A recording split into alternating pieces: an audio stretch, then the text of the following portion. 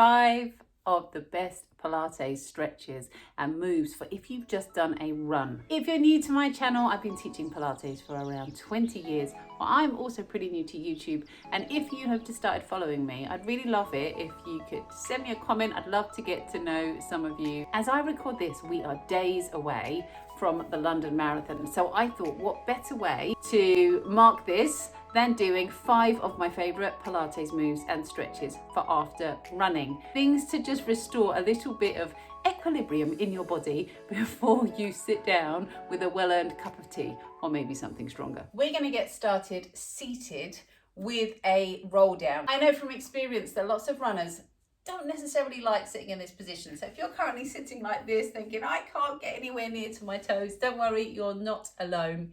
What you could do to make this a little bit more comfortable is sit on a cushion. I've got with me today just a hand towel from my bathroom to help with some of these stretches and to hopefully help you if you struggle to touch your toes. So we're going to bring this towel around your feet. If you need a bigger towel, go grab one now. If you need one that's a bit longer, you could even use a scarf. What I would suggest is you use a towel rather than a stretchy band, because we don't want it to have too much elasticity, just to help with these movements. So we're going to press the balls of your feet into that towel, pull on it and allow yourself to round your back. So your eyes come down, we open up through the back, and then we're going to pull on the towel to enable us to come up to seated. Can you see that position through my back? I'm trying to extend through the front of my ribs. Then we're going to round that back again. And at the same time as you're stretching out through the backs of your legs and through your calves, you're getting this lovely movement through your spine. Lift up through your ribs. Now, can you breathe out as you round your back? If you're new to Pilates, generally we exhale when we flex the spine, and then we inhale when we extend the spine, which is what we're trying to do here. One more time, breathe out, round your back. Breathe in, up to seated. Next stretch, we're going to bring this down to the floor. Incidentally, if you are looking for more of a trigger pointing stretch, I'm going to share a link to a video that my other half, Chris, who is a running coach and athletics coach, has done all about stretches and trigger pointing after running. But we're going to do a swan dive. Now you might think, why am I stretching the front of my body? Think about your hips when you're running. They're going to get tight and stiff. So we're going to press through the mat and start by letting your ribs come forwards. The way I describe this to my participants is that we're not just lifting off the floor. Imagine you're spreading butter along the mat with your ribs. So it's more of that action than a hinge up and down. Let's try that again. So hands by your shoulders. Breathe in. Let those ribs come forwards and we start to lift up. Now you may be able to come up to here, crown of the head. That's the top of the movement. If that's too icky on your lower back, keep it lower. Just keep it in a pain-free range, especially if you've just run a marathon or a half marathon and your hips and back are screaming at you. So again, eyes down. We're going to breathe in, come forwards, ribs forwards. Can you come all the way up? And we send the crown of the head up towards the ceiling. Come back down. If that feels too much, you could just let your hands come forwards and lift here. But the key is we want to feel your hips press down into the mat. Can you do that? Press the tops of your leggings or the tops of your shorts down into the mat. And what that does is extends and opens up through the front of your ribs, but also through the front of your hips. You could make it deeper by lifting the legs up so you get that stretch through the top of the hip. Again, if that feels too much in your lower back, sit that one out. Now the next thing we're going to do is a modified bridge kick.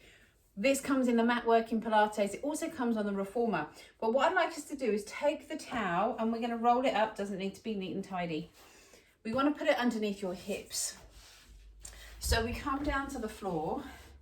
We're going to pop it under your bottom to give you a little bit of elevation, a little bit of lift through the hip.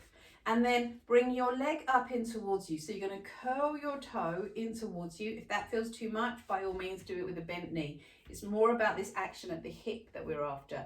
Then push the leg away. We're going to extend the leg, breathe in, and notice you open up through the front of the hip. And you can make that deeper by squeezing the glutes. So we get that stretch there. Try that on the other side. Your leg comes in either here or here. And then we breathe in, open up, point your toe and stretch through the front of your hip, and then come back. In, out. Now, if that feels good, you can actually just rest here for a little bit. So extend the leg out, allow your hip to open. If you want it to go deeper, you could pop a cushion or a pillow underneath your hips. And then we do the same thing on the other side, in and out.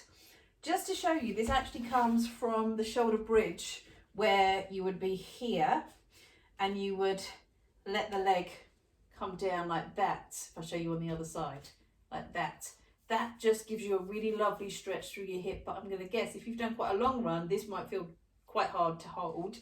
If it doesn't, if it feels good, then come to your bridge. Perhaps just tuck your thumbs underneath your hips here, and then let your leg come up and out, up and down, up and out, up and down. So you've got a few variations on that one as to whether you're used to Pilates, in which case you might find the bridge feels really nice to do.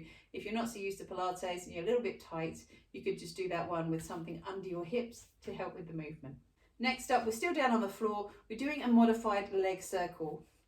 We're using the towel again. This time you want it at its longest. So I'm holding diagonal, hello, to diagonal. We're going to pop it around your foot like this. Now, normally I would use bands to do this in class, but it's fine with the towel. We're going to hold onto one side. So I've got my left hand on the towel and my leg is going to come across. And you get that oof stretch to the outside of your hip. Now, if you have just done a long run, this is going to feel super, super tight. So just bring that leg over. And then we're going to bring the other hand and take that leg out to the side here.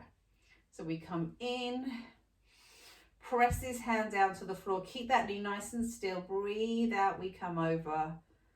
Now tell me you can't feel that in the outside of the hip. In and out. And just to be kind, change legs. You don't need to reach up to that leg. Again, we're going to come out. This knee stays nice and still. Come back. We come across. We come in. Out to the side. Come up and across. And in. And then feet down to the floor. Now the last thing we're going to do here is a twist. So come to the balls of your feet. Arms out by your side. Gently allow your knees to twist over to the side. Keep those arms down for as long as you can down on the mat. Hold for a breath. You can make it deeper by looking away from your knees. Then come in, over to the other side. We're going to twist and come back. And then just bring your knees into your chest.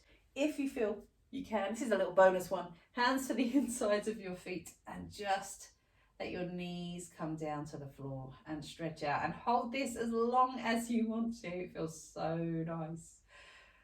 Whew.